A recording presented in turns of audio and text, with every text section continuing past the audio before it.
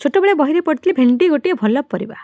ତ ତା ଦେହରେ ମୋର ଟିକେ ୱିକନେସ୍ ରହିଛି। ତ ମୁଁ ବଜାରରେ ଭେଣ୍ଡି ଦେଖିଲି, ସିଜିନ୍ ନାହିଁ ଫିର୍ ବି ମିଳିଲା ଯେହେତୁ ମୁଁ ନେଇ ଆସିଲି, ଲୋଭ ସମ୍ଭାଳି ନ ପାରିକି ତାକୁ ଧୋଇକି କାଟି ପକେଇଲି। ଯେଉଁଦିନ ଫାଷ୍ଟ ଭେଣ୍ଡି କରିଥିଲି ମୁଁ କାଟିକି ଧୋଇଥିଲି, ତ ଆପଣ ଭାବିପାରୁଥିବେ ମୋ ଅବସ୍ଥା କ'ଣ ହେଇଥିବ। ତ ଏଠି ଆମେ ଧୋଇକି କାଟି ନେଇଛୁ। ତାପରେ ମୁଁ ନେଇଛି କରେଇରେ ତେଲ ଟିକେ ଅଧିକା କାଢ଼ି ଦେଇଛି, ତା ଦେହରେ ଦେଇଛି ମୁଁ ଫୁଟଣ, କଳା ଜିରା ଟିକେ ଏକ୍ସଟ୍ରା ପକେଇଛି, ଲଙ୍କା ଟିକେ ପକେଇଛି। ତାପରେ ମୁଁ ପକେଇ ଦେଇଛି ହଳଦୀ ଗୁଣ୍ଡ, କାରଣ ଭେଣ୍ଡି ଭାଜିଲା ବେଳକୁ ମୁଁ ସବୁବେଳେ ହଳଦୀ ଗୁଣ୍ଡଟା ଆଗୁଆ ପକାଏ, ତାହେଲେ ଲାଳ ଅଂଶଟା ଜଲ୍ଦି ଟିକେ ସୋକ୍ ହେଇଯାଏ।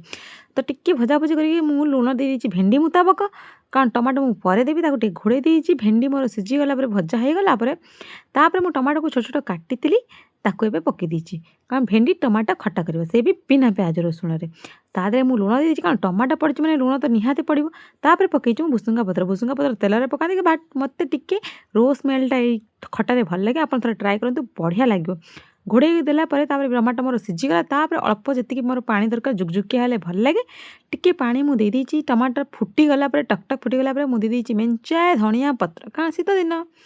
ତ ଟମାଟୋରେ ଧଣିଆ ପତ୍ର ପଡ଼ିଲା ପରେ ଅଳ୍ପ ସମୟ ଫୁଟିବ, 5-10 ମିନିଟ୍ ଫୁଟିଲା ପରେ ହେଇଗଲା ଆମର ଭେଣ୍ଡି ଟମାଟୋ ଖଟା। ଗରମ ଗରମ ଭାତ ସହିତ, ଗରମ ଗରମ ରୁଟି ସହିତ ବଢ଼ିଆ ଲାଗେ। ଆପଣ ଘରେ ବନାନ୍ତୁ, ଖାଆନ୍ତୁ। ଆଉ ମୋ ଚ୍ୟାନେଲକୁ ଏମିତି ସବୁ ଭିଡ଼ିଓ ପାଇଁ ସବସ୍କ୍ରାଇବ୍ କରନ୍ତୁ। Bye bye.